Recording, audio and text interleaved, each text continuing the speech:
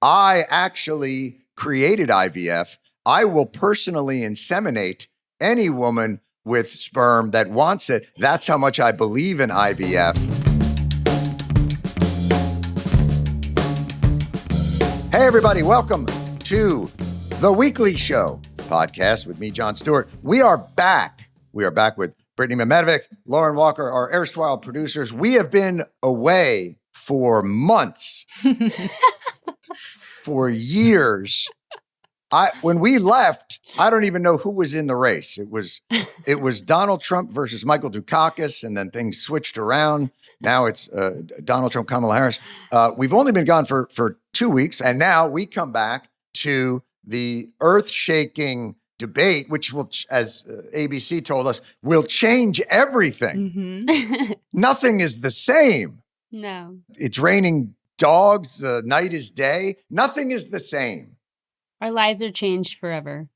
I assume that you both watched with bated breath. I found myself really nervous based on just how consequential the last one was, where 2 minutes into it, I was like, oh, he's going to have to leave. He's not going to be able to run for president. So I was happy to see it not necessarily be revelatory or answer a lot of questions, but at least bring us back to a slightly more normal cycle, even if that meant Donald Trump yelling about people eating pets. Yeah, it's weird that that's normal. Like, that's where the bar is. I think we've gotten to this point where, because there's so much coverage of everything, there is an expectation that everything is the Super Bowl. And I guess the debates are probably the closest thing that you can have to that. But I do think it might be nice to get back to the idea that these political campaigns are grinding it out,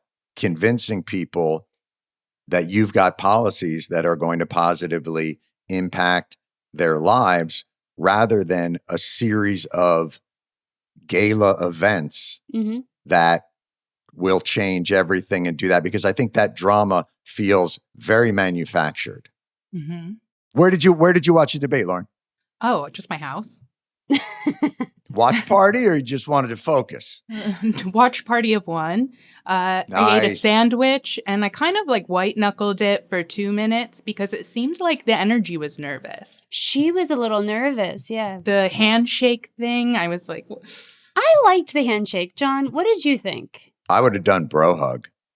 I'm a big bro hug. Like, if I were her, I walk it. First of all, I love the way she did it, because it was very clear that she had decided on a game plan. And it's sort of, to me, it set the tone for this idea that she had a very clear idea of what she wanted to execute. And he really was like, what time's the debate? Yeah. Like, let me show up at 8 and whatever happens, happens. So I like that it sort of set this idea that she was going to be intentional and purposeful throughout it. But then he wouldn't look at her for the entire debate. It was so weird. I thought that was super odd. But I can't remember. He did look at Biden a few times, but I think that was more like, is this dude all right?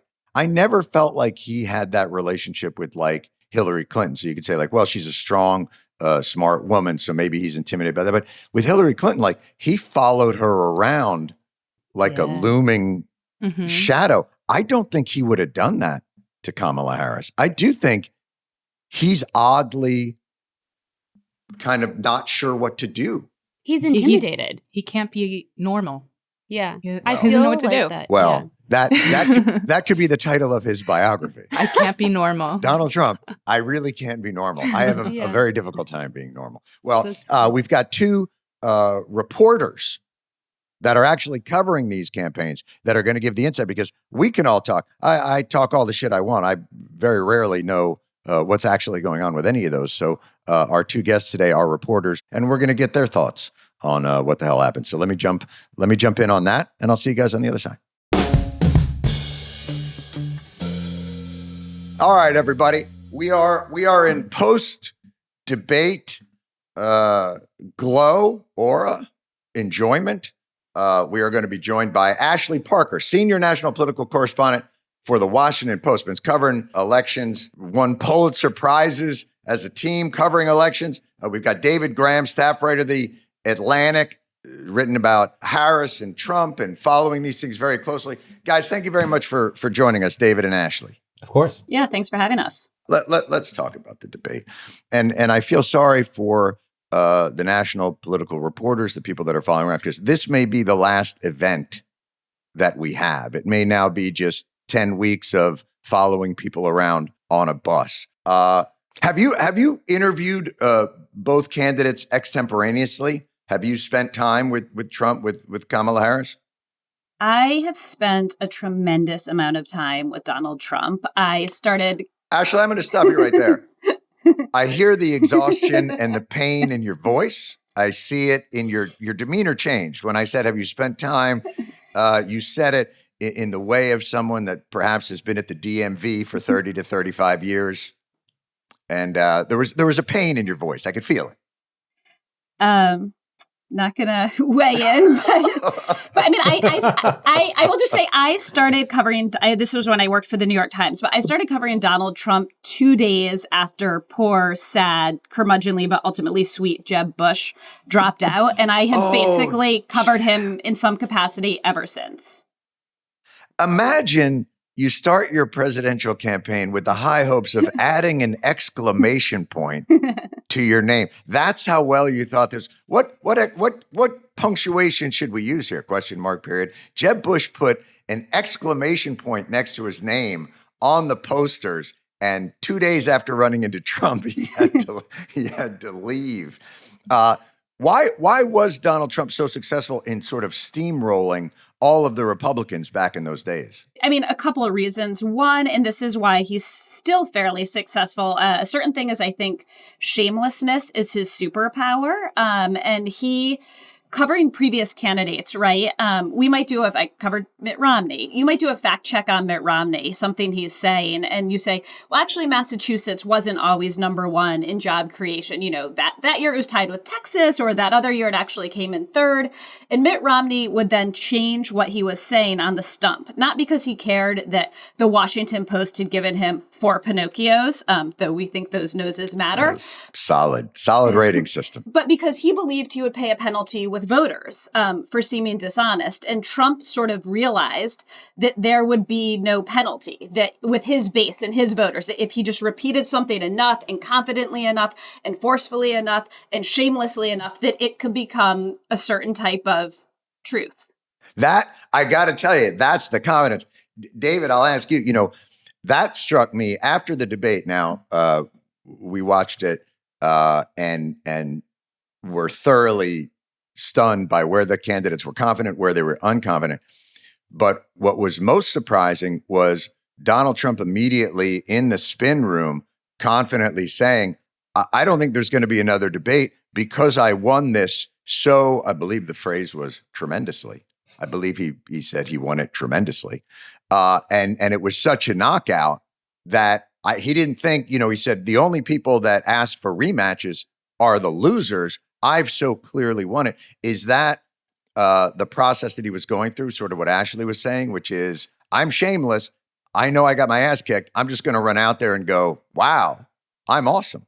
Yeah, I mean, it's amazing. Even his closest allies were saying, well, he had a hard time. He was going against, it was 3-on-1 because of the moderators. And you see Trump just being like, no, I won. I had that. I think that is very much the kind of bravado and the willingness to say whatever he feels like he's got to say. What about the Harris campaign? What was your feeling of how their team was reacting to it? I think they were already kind of floating, and then to receive the Taylor Swift endorsement on top of that, I don't think their spirits could have been a whole lot higher. Is that actually me? What is the Taylor Swift endorsement act? Like, I knew it was a nice piece of pop culture, and I know that she obviously has very dedicated fans, but is there any thought that there were Taylor Swift fans sort of in the Venn diagram that were not, that she was going to say, you really should look at this Kamala Harris character, and her fans would be like, I don't know, I've been really leaning Trump on this one. Like, is that a meaningful thing?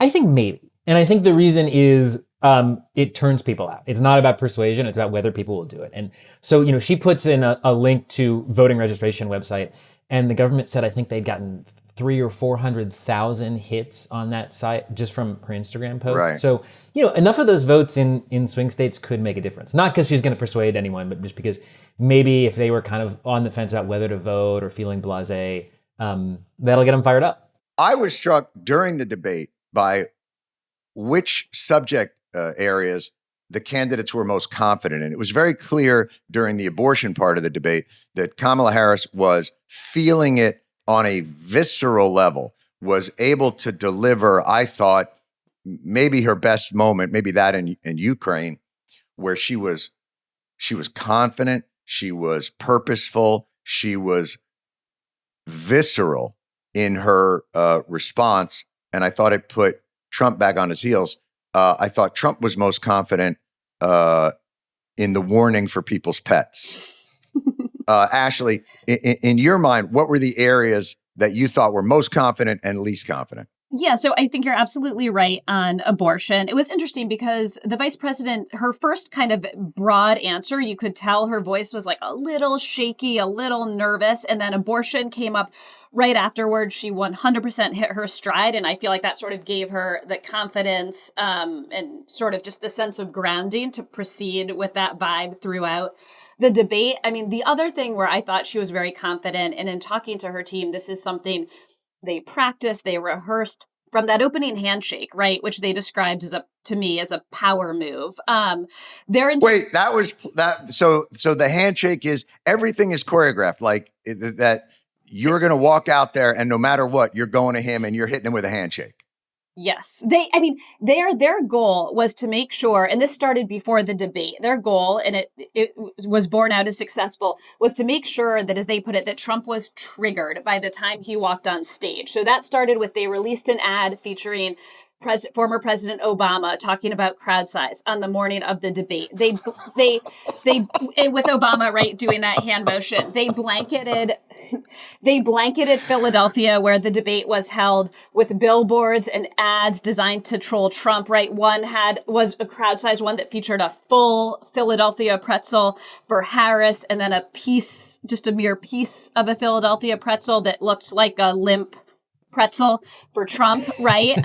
So the idea being, as he's being driven in a van towards the venue, he's going to look at that and go, limp pretzel, wait, yes. What? No, yes, I'm a full pretzel. Right, like limp pretzel, I have to abandon all self-discipline and control when I step on that debate stage. So then, and you could watch it from that, again, that opening handshake, walking over, getting in his space, introducing herself, pronouncing her name correctly. Then there was... She literally was going up to him and trolling him with the pronunciation. This is unbelievable. I have to say, coming off of the NFL's first weekend, this is sounding so much like when you listen to football analysts talking about schematics and a game plan for we have a scripted first 15 plays. You're going to go in there. They have a weakness in the backfield. I mean, this is, it really feels like a football game plan. And they had, I won't take you through all of them, but you could watch that debate step by step. They had these little Easter eggs, things she would say and do that they had practiced and believed that Trump, and they were almost always correct, would be unable to resist wasting time digressing into that. So a very subtle one that people might not have noticed was when she used, there's a million analyses you can pull on, but when she wanted to rebut his economic plan, she did so by mentioning Wharton, which is, of course, where Trump famously went and takes a lot of pride. And you saw him, he kind of rears back and says, well, I went to the Wharton school. And that's when she said the 19 Nobel Prize economists, including ones from Wharton, and he couldn't help himself. He couldn't help himself. That was the first one. That's very subtle for those of us who have been covering Trump since 2015. A more obvious one was when she invited people to watch his rallies. And the crowd size says people are leaving out of boredom. That first he responded to that. It was the first time you saw his eyes went wide. Yes, you saw the eyebrows went up, the eyes went wide. He adopted that like 10,000 foot gaze scowl. Right. And it was that thing that then led him into the now most viral digression about our nation's cats and dogs.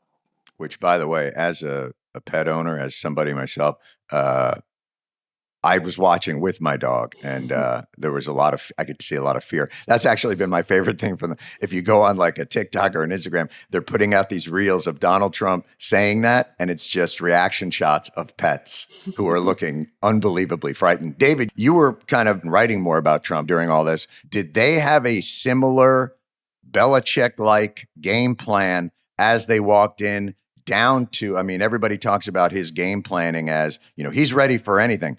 Did they do any of that? Right. They say, he's been preparing for this his whole life. And while the Harris campaign was letting it be known that she had spent all this time and talking about who was doing the prep and how, there's an aide dressed up like Trump in a boxy suit, with the whole 9 yards. They went method. They had to go method. They totally went method. And they wanted people to know they were going method. Yeah, sure. Trump is blustering about, I don't need to prep. And it was interesting to see, you could hear his allies, some of them saying, he's going to be fine. And then other people a little bit nervous about that. And the moment that he started to get off track, the moment we started hearing about the cats and dogs, then you see the recriminations. And you see people saying, is it really too much to ask him to prepare? And what we've seen from a decade of this is it is too much to ask him to prepare. And if Joe Biden collapses on stage, that works for him. But if Joe Biden doesn't collapse on stage, then he tends to kind of struggle. I thought he did have a good first, 2.5 to 3 minutes. I thought then, as his preparation for that early 2.5 to 3 minutes, I thought worked out very nicely. But then you could see he started to get distracted and things started to collapse and fall apart. I want to talk about the people around them and how that manifests for the candidate's psyche. And I want to start with Trump. My sense of him is, look, a monarchy makes a lot of sense to him. He runs the Trump Organization. He doesn't even it's not a public company. He doesn't have a board of directors. It's Donald Trump. When he hosted The Apprentice, my favorite part of The Apprentice is after he mediated a dispute between Meatloaf and Gary Busey, in the end, and Busey had to leave and Meatloaf was going to stay. There was always two people next to him at the table. There was always that last coda of the end of The Apprentice. And it was either, Ivanka or that dude, George, or somebody else. And he would go, "Oh, that was tough." And they would go, you made the good call, boss. Well done. You couldn't have done anything else. Is that the vibe around him? Are there people there who tell him the truth? Or is he bathed in the kind of, you are our little prince world that seems like has been following him his entire life? Yeah, he gets a lot of that. I mean, there are people who try to tell him the truth, and what happens is they tend to fall out of favor. They don't hang around long, or as is the case with a lot of Trump people, they sort of cycle through. So they come back again, but they don't stay long. And I think, what you're describing of his experience with the Trump Organization has been borne out in how he runs campaigns, and it was how he was president too. I mean, you'd see him frustrated that he couldn't just do things unilaterally. Like he had not watched the Schoolhouse Rock, and he couldn't believe that he couldn't just do things with the power of the presidency. Right. And that's just his attitude is, he knows best and he wants to do it his way. Is that in some ways comforting in that maybe his authoritarianism isn't malevolent? It's born of spoiledness. It's born of a more adolescent view based on being the golden child. No. I think you're right, but I don't think it's comforting. Do you want to take some time? David, take your time with this. You don't have to answer right away. I think the result is the same, unfortunately. Right. So there is the anger is real. The malevolence is real. Yeah. Oh boy. That's for those of you who are on the podcast. David is just nodding enthusiastically about that. Ashley, what about the Harris campaign? Can she be told the truth? Is she surrounded? How much of this? I'm always struck by how insulated and isolated these politicians are. So a couple things. It's different from the Trump campaign, first of all, because she, on the one hand, she's cycled and churned through a tremendous amount of staff, going back to her days in California, to the Senate, to the campaign, to the vice presidency, which is normally an indictment of someone's management style. But all of that staff, and this is something she has done very deliberately, is she has elevated and surrounded herself by women, by people of color, by women of color. So her staff just they look different than Trump's staff, and they bring different perspectives and life experiences. So that's one thing. The second is recently, after she moved to the top of the ticket, a small handful, but a significant handful of sort of top people from Obama world and one from Clinton world came in, right? So David Plouffe. Obama world and Clinton world. They sound like closed down amusement parks where they came in. There was Obama world. It was open up in Nashville for a while, but then it closed down. So she brings on people who have run or have been involved in other campaigns for Democratic leaders. Yeah, and not just that. I mean, the thing that's striking to me, especially about the Obama people, and she brought in Jennifer Palmieri, who was key in Hillary Clinton's unsuccessful campaign, is these are people who have done two things successfully that she will likely need to do successfully to win. And it's sort of the question of, can they recreate that magic? One is they were able to harness Obama's sort of authentic excitement and enthusiasm into actually like getting information from voters and mobilizing that to the polls. That's something she'll need to do. And the other thing is Obama and Clinton took a very different approach and got a very different electoral outcome. But Obama sort of did not make race the historic nature of his candidacy, the centerpiece of Let that speak for itself. Yeah, his view was people would look at him and understand he was a black guy, right? And so he didn't need to constantly talk about it. And he talked about race in a way that to many Americans felt inclusive and inspiring. And that's also something you're seeing Kamala Harris doing with her historic candidacy. David, is it in your mind, we talk about, boy, that was a terrible night for Trump. He's going to have to do something. Does he have to do something? In some measure, the day he came down the golden escalator and said, I think most Mexicans are rapists, but sometimes they send some good people. From that moment on, it became somewhat clear this was an antibiotic resistant candidate. The normal things that would take out a candidate have no idea. The Access Hollywood tape and all those different things. Well, that was 2016. He's been through more of this than anybody. It doesn't seem as though these moments that would be disqualifying. I mean, honestly, in any other political campaign, in any other environment, if you stood on the stage, true or not, and just shouted, immigrants are eating dogs and people's pets. Howard Dean was a little loud with a scream. Michael Dukakis somewhat answered a question intemperately. They'd be done.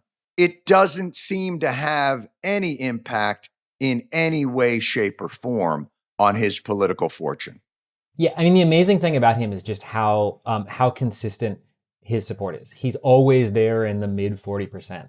When he's winning, when he's losing, it just doesn't move no matter what he does. And I don't think we've ever seen anyone like that in American politics who has such stable approval. He can't get above 50% and he can't fall below 40.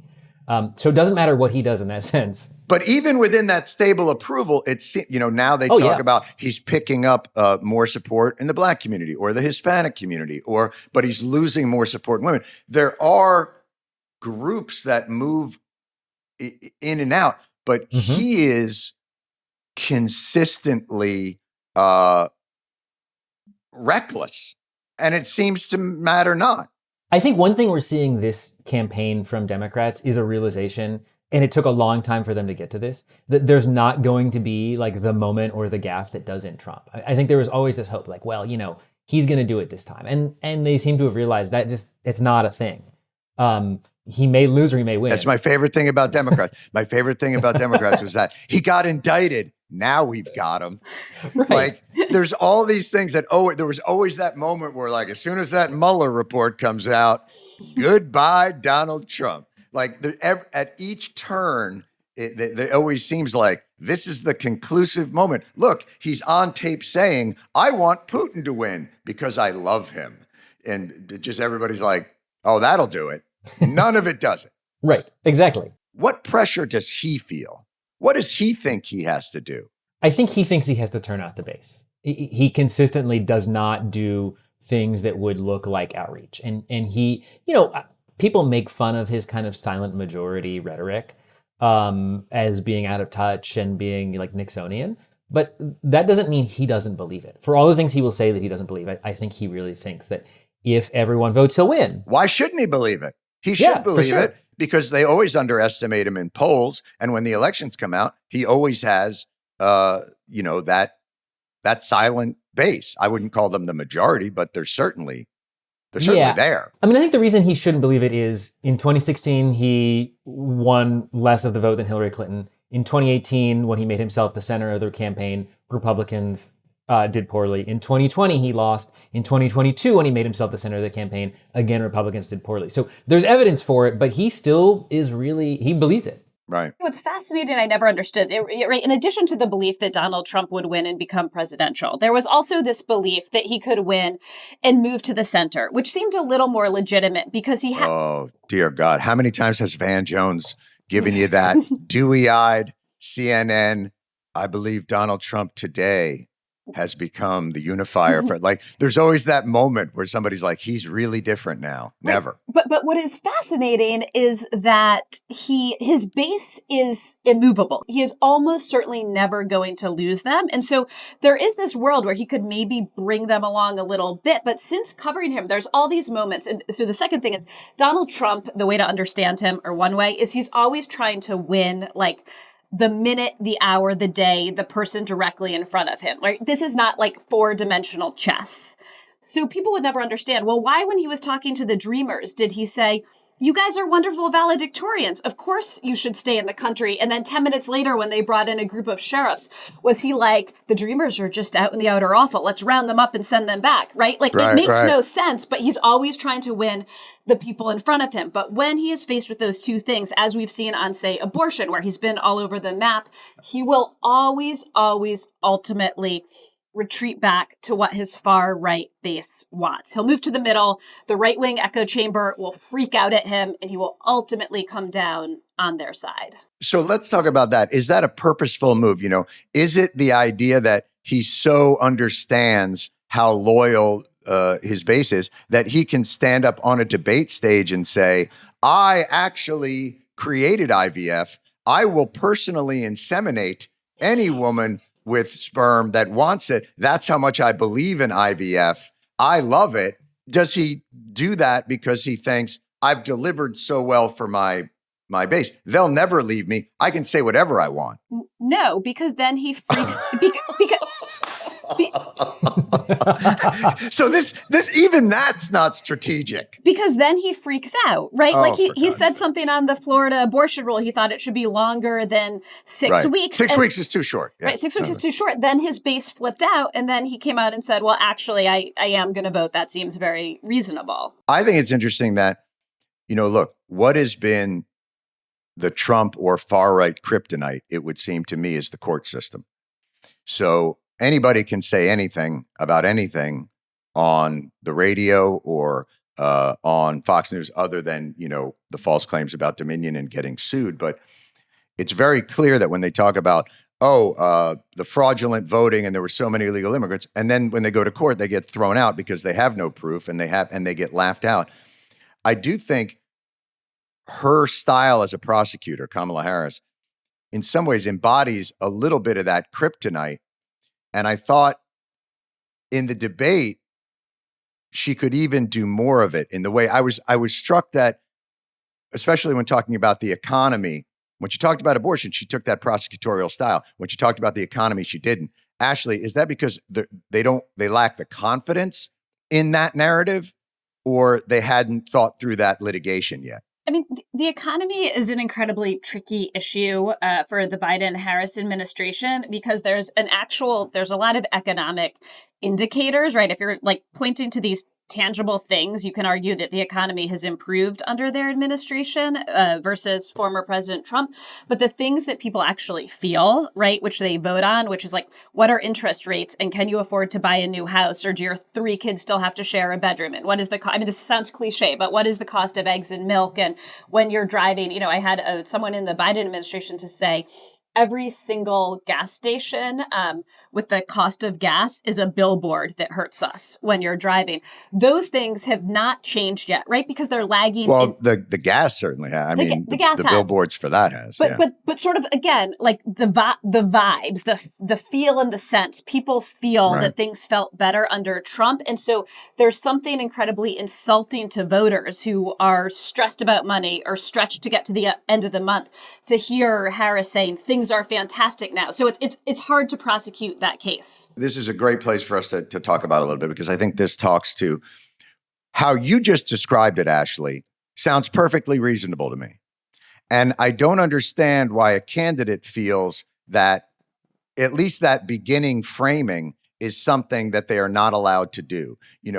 That they're not allowed to say, look, the economy is incredibly complex. I think we've made some strides in the right direction through the pandemic. Let me walk you through what some of those decisions were. I know that if you're at home and it doesn't feel that way to you, the economy is very personal to people. Why can't that be the discussion instead of, are you better off than you were 4 years ago? And the first thing is, I'm going to give everyone $6,000 for childcare. And you're like, wait, what just happened?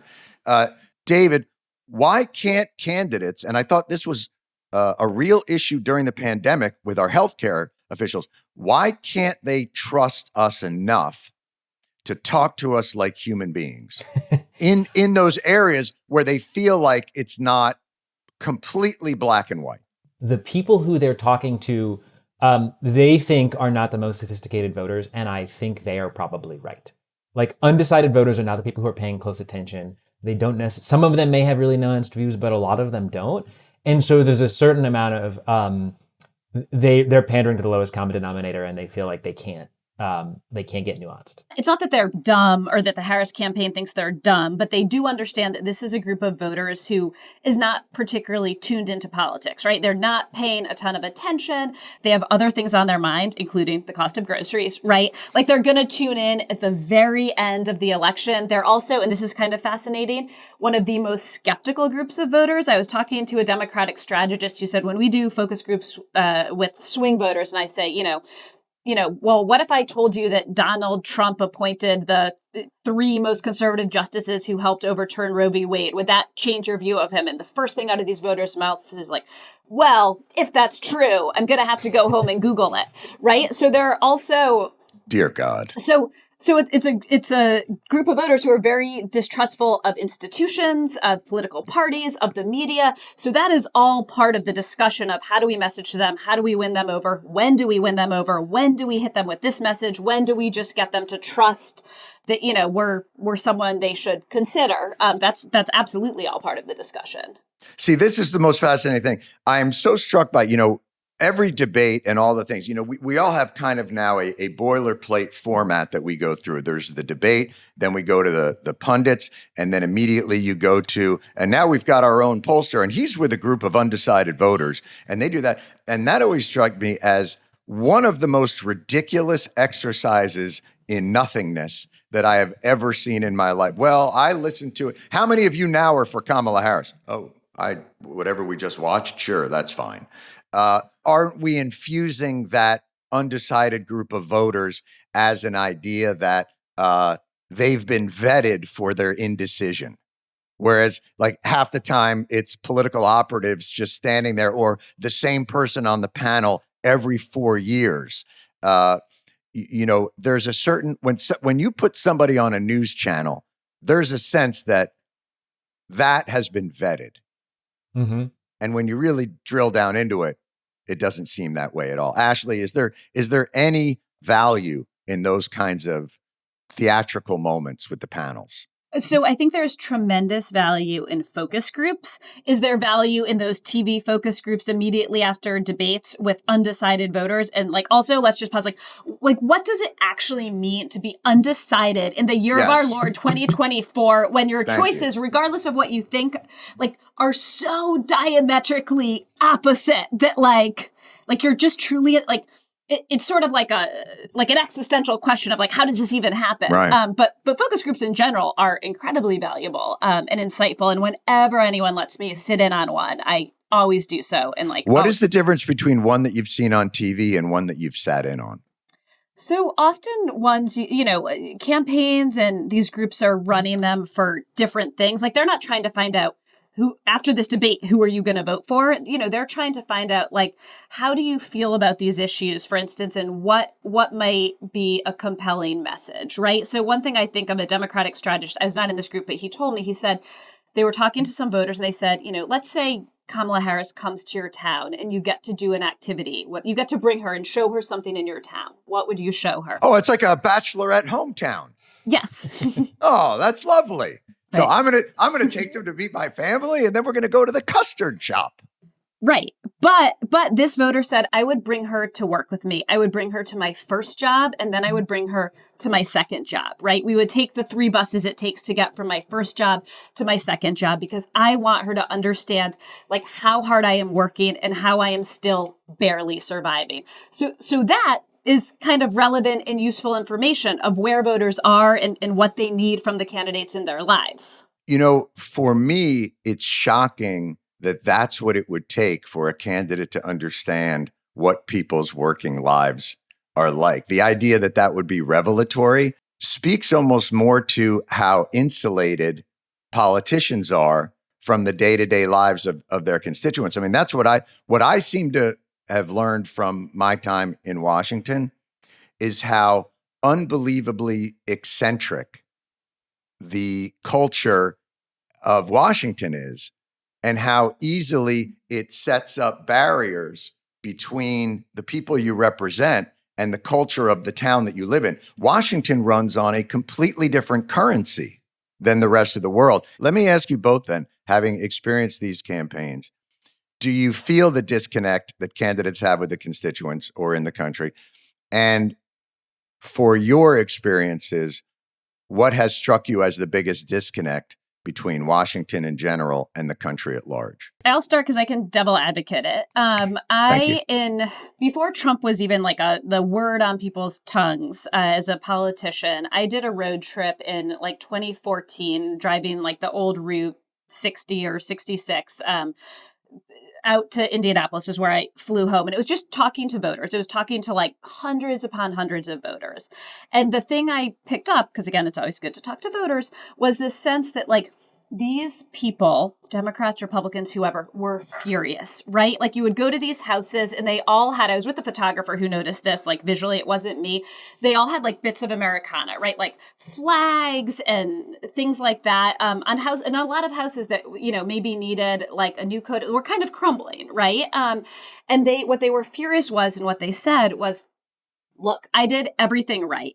Like I got a job. I worked 9 to 5. I had a pension. I moved to this district to go to the right school. I bought a house that my bank told me I could buy, right? That it would be irresponsible for me not to buy.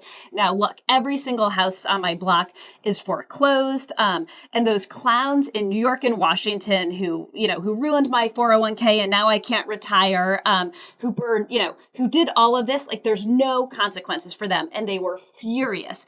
And they didn't have the language, but they wanted to like burn it all down and drain the swamp. And that was something, for instance, this was not a disconnect at all. Donald Trump, and again, I don't think it was from doing a road trip and talking to hundreds of voters, but he viscerally, instinctually understood that anger, understood that frustration with the system. But that's my point. How is it that, after the 2008 financial crisis and everything that occurred, how is it that Washington did not understand that? And the problem with Trump is not necessarily what his diagnosis is, it's what his prescription is. Look, the idea that he figured out people were disconnected and angry and all those things, and they wanted to drain the swamp is one thing, but he doesn't look like someone who wants to reform the system in a positive way to take the corruption out. He wants the deed to the swamp signed over to him because he wants full and total monarchical control over everything. So I think we're sort of talking about the same thing, which is how the fuck does Washington and politicians who are from these districts not understand that in their bones and try and reform this system that's created this anger rather than just take it over? I think one thing that struck me when I first moved to Washington was how actually most of the people in politics are totally normal.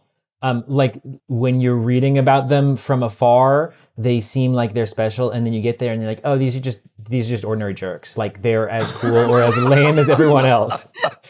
And I think part of the problem is as you elevate, you do get further removed from those things. You have fewer opportunities to be a normal person and to be around normal people. You're around the same people in politics, and they start to rub off on each other. And like, I don't know how you saw that, because if you're running the government, you have to run the government. Like, I need my senators to be paying attention to the legislation they're dealing with, and also to like actually be in touch with real people. I think that's a tough thing to do, and I think the structures of government push against that. And I also think like the pandemic was a problem for that. I think a lot of politicians just recently lost touch because they were not, especially Democrats, were not actually campaigning outside of Zoom. And I think that has created a disconnect, and they're having to work hard to try to rebuild that and to like remember how to talk to civilians. Ultimately, I think that these are great points in getting out there. And in your minds, would more debates be more helpful, do you think, for voters? Would you like to see more? I don't know that I would want to watch another one, because I don't feel that I would learn anything particularly astonishing. And it would be like watching, in the way that people watch sometimes motor races, which is like, I just want to see somebody spin out and flip over, and have something unbelievably terrifying or exciting happening. Is there more to learn in your minds from that we haven't seen already? Or would it be an exercise in spectacle? Why not both? I think they're important. You can have it all. Yeah, I do think they're valuable. And I think part of that is because the candidates, both of them, spend so little time in situations where they don't get to choose the questioner, they don't get to pick a friendly person. It's not a controlled environment. And so whether they're taking questions from David Muir and Lindsay Davis or taking questions from the other candidate, it forces them to do something they don't do all the time. And that provides us a better sense of like what their character is, how they think on their feet, what they actually believe. And so I think that's worthwhile. Right. Ashley, what do you think? Yeah, I mean, our debates is helpful with getting more information than if, say, each candidate sat down with like the subject matter experts at the Washington Post, the Atlantic, the Wall Street Journal. No, absolutely not. But are those two candidates going to do that? No, absolutely not. So to David's point, debates may be the best of like the not particularly great options. To focus it, right. Ashley, as somebody who's, had the pleasure of moderating one of those, is there a change that you would make in the formats? I mean, I think, unfortunately, moderating a debate is like hosting the Oscars. There's really not much of an upside. And, I thought they did a fine job, as most of the people that have done it have done a fine job. Is there a change that you would make in the format that you believe would make it more informational, more revelatory, more insightful? It's a good question. I mean, I actually thought moderating a debate, right. It's sort of like being a kicker in football, right? Like you're only remembered if you go wide, right. Wide, right. Yeah. So the best thing for debate moderators to be unmembered, you remember the debate, you remember the moments, not the moderators. I mean, I thought David Muir and Lindsay Davis did a fantastic job, including it is incredibly difficult, as someone who has interviewed him, to fact check Donald Trump in real time. And they, in certain key moments, they were prepared. And David Muir, especially in some of those moments, like with the cats and dogs, would just he had the information at his disposal from a verified, reliable source, and he was so sort of calm, which is not easy to do Very in those calm. situations. Yeah, no, absolutely. Do you think, would it be possible to do, sort of two candidates sitting in front of each other just talking? Is that something that we could even pull off in a modern political era? Can you imagine Donald Trump doing that? Personally, I cannot imagine him doing anything where he is not the sole arbiter of the rule book and the rules of engagement. I mean, it gets back to what we had said earlier. I think his entire upbringing has been as the inheritor of the castle, and that everything that's been done has been to his first mentor outside of his father was Roy Cohn. Like, you don't do that when your methodology is collaboration and openness. Like, you do that when you want to get away with shit as best you can and go scorched earth on everybody else. So I just think that's his methodology. But as a country, it seems like we might be better served, if they could. Yeah, I mean, I think it's tricky because the reason that the reason that you see people, candidates demagoguing and bending the truth and doing whatever in these things is because the cameras are rolling. And also they're valuable because the cameras are rolling and voters can see that. If you could somehow get them to forget what was going on, I think that would help. But it's a, in the same way that C-SPAN, You just blew my mind. Like, so it's almost like Schrodinger's candidate. Like if we weren't watching this and we weren't filming it, so how much has coverage, do you think, changed our politics? Like we all talk about sunlight is the best disinfectant and transparency, but has our would these guys be much better if we weren't there? I mean, I think you can make a pretty convincing argument that C-SPAN helped break Congress because suddenly you could watch them doing it. So yeah. Fucking C-SPAN. I knew it. Those pricks. We've been all looking in the wrong direction to blame somebody. It's C-SPAN's fault for putting security cameras up. Yeah, turn the camera around. That sounds like a slate pitch to me, David. Done. C-SPAN's fault. Well, guys, I know you've got another, what is this, 10 weeks of this? What do we got now? Somewhere around there? Who even knows? Yeah, something. You guys aren't doing it like you're prisoners where you're just checking off days as you go along. You're just in it right now. And that just is what it is. Well, also, I'll just say, I think people are skeptical that it necessarily ends on election day. Oh, right. Yep. I keep forgetting that's, yeah. Are you seeing the campaigns being as aggressive with the post-election strategizing and scheming and game planning as they are for the debates and such? Yeah, absolutely. And again, it's not just until the electoral, right? It's like, if Donald Trump loses, will he accept the results? He's shown no indication. What will his supporters do, right? Like, that's another open question. Oh, yeah. I mean, you've got the legal war rooms, but you also just have this sort of like contingency planning.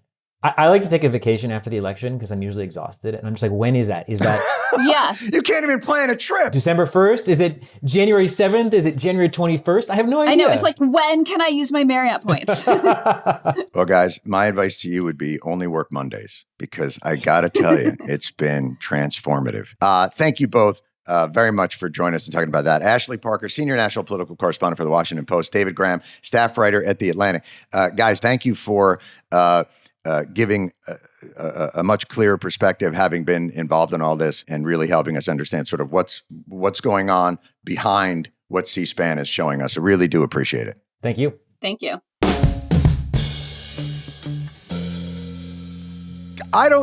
What they do, the day-to-day, I could not do that. I would lose my shit. It already feels too much. I lost my shit just being in the conversation with them for an hour. It's Yeah. so claustrophobic. Yeah. Props to them. I thought it was really interesting, though. They were like, I don't know when to plan the vacation. Like, your whole life is consumed by sort of these endless campaigns. And they're like, oh, yeah, we used to know November 8th. Yeah. I could get a Club Med and Turks and Caicos and decompress for 5 days. And now they're like, could be January. Might have to then jump in and cover the Civil War. Like, we don't even know what's going to happen. Topsy-turvy. Topsy-turvy. What else we got as we roll on now that we're back? Weekly show pod, banging out the episodes every week. What else we got? Well, while we were gone, we put out a call for our listeners to either give us some suggestions for what we should cover, why they might be upset with you, etc. So we have all that. I'm going to start with someone had a really interesting new idea for how we should handle debates, which I think is cool. They said, if anything productive is going to get discussed, we need 2 desks, 2 pens, 1 prompt, 5 paragraphs, dueling 5-paragraph essays. If we ask that of our children to graduate high school, it's fair to ask that of our elected reps. Boy, what a nice idea. You give them a prompt, you give them 45 minutes, pencils down, and then they have to read their essay and discuss it. But can you imagine Trump doing that? Is there anything more exciting than watching people write? Oh, actually, this person went on and said we should do ASMR of the pen and paper. You could cut that up on TikTok. You know, this is a person that clearly put in a lot of thought into this and in many ways should be called upon. Forget about the League of Women Voters or the debate commission. I think we should put whatever it is at Banana 12, he should be or she should be the producer of the next debate. That's lovely. Okay, we have a good question, and actually, this is something that we've talked about. But this person wants to know: how do you talk to someone who believes conspiracy theories? Oh, I don't think you can. I think it depends on how far gone they're gone. But, one of the things you realize about people who believe conspiracy theories is they're not, because they always say, I'm just asking questions. But when you ask questions, if you're not willing to hear answers, then you're clearly not just asking questions. What you're trying to do is just sow doubt. The thing that always strikes me about conspiracy theories, because I'm generally skeptical, right?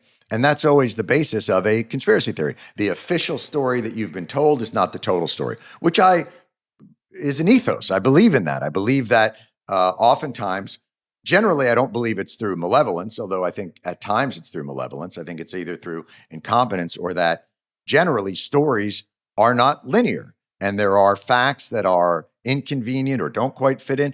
But the problem I have with conspiracies is they don't apply the same skepticism to the counter narrative. And it's very hard to permeate that. And it's not to suggest that people shouldn't be skeptical or that they shouldn't challenge the official line and they shouldn't be worried. But what they should understand is very rarely do official lines have their shit together to the point that there won't be inconsistencies. But those inconsistencies are different than a malevolent and sure-footed interpretation that it was actually fully this other thing. Right. That's hard. A new trend is that the conspiracy theory-minded people don't necessarily have a counter narrative. They just poke holes in the narrative and say something else is true. Yeah. Right. You don't need to have like a full narrative anymore. Do you have friends that are conspiracy theorists in those areas? And what would those be? Yeah. I mean, that's why this question really stood out to me was like, holidays and it's people I love, people I'm very close with. And it also goes to like, coffee's going to kill you, right? Like the COVID vaccine is the reason that you're getting skin cancer, whatever. Like all of these things are on Instagram. Right. And I'm seeing it on the internet. I mean, we even saw in the debate, like he was like, I saw it on TV. So it becomes like a real problem where you're like, I love these people, but I just can't, How do we find that balance between questioning whether or not like a COVID vaccine can cause, bad effects? Yeah. And every time a football player gets injured, it's because of that. Like there's got to be a space for skepticism. It's such an important part of discourse, but it can't fall into that. Maybe that's it. Maybe saying to them, I appreciate your skepticism on that. I feel I have questions about what you're saying. I have a certain, maybe that's a way to diffuse it. I have no fucking idea. Yep.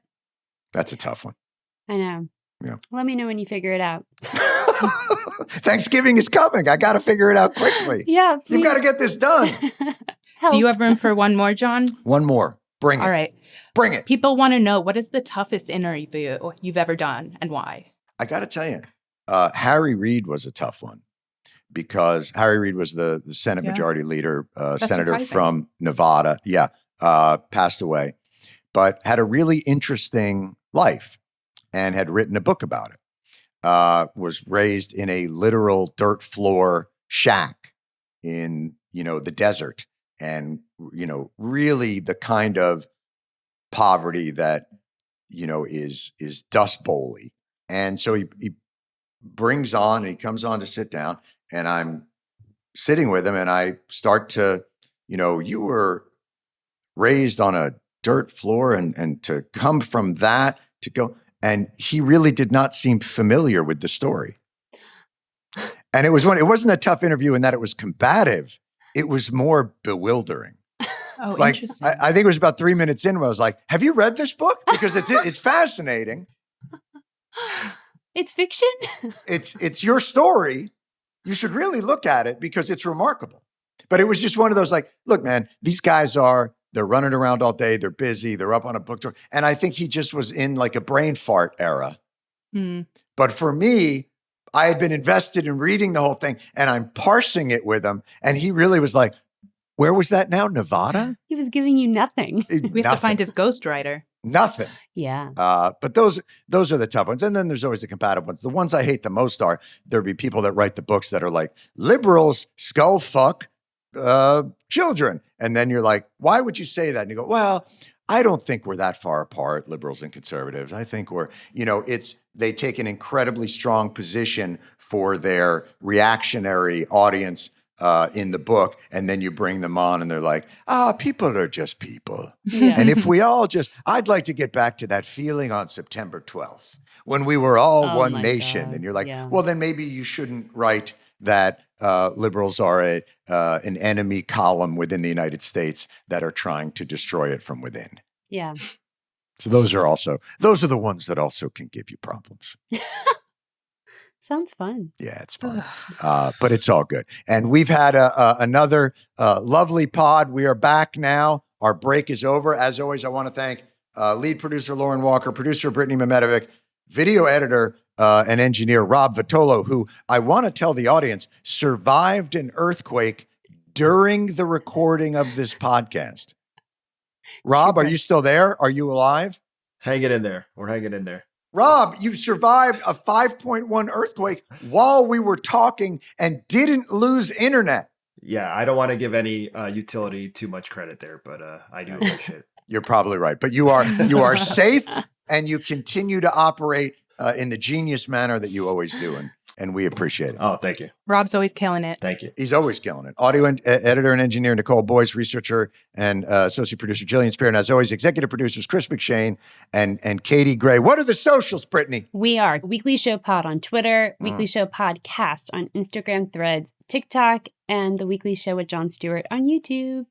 And if any of you are listening to this or seeing this right now, that means that there was no follow-up giant earthquake and that Rob was able to get this thing together enough to send it out over the airwaves. Thank you guys very much. And we shall see you again next week. The Weekly Show with Jon Stewart is a Comedy Central podcast. It's produced by Paramount Audio and Busboy Productions.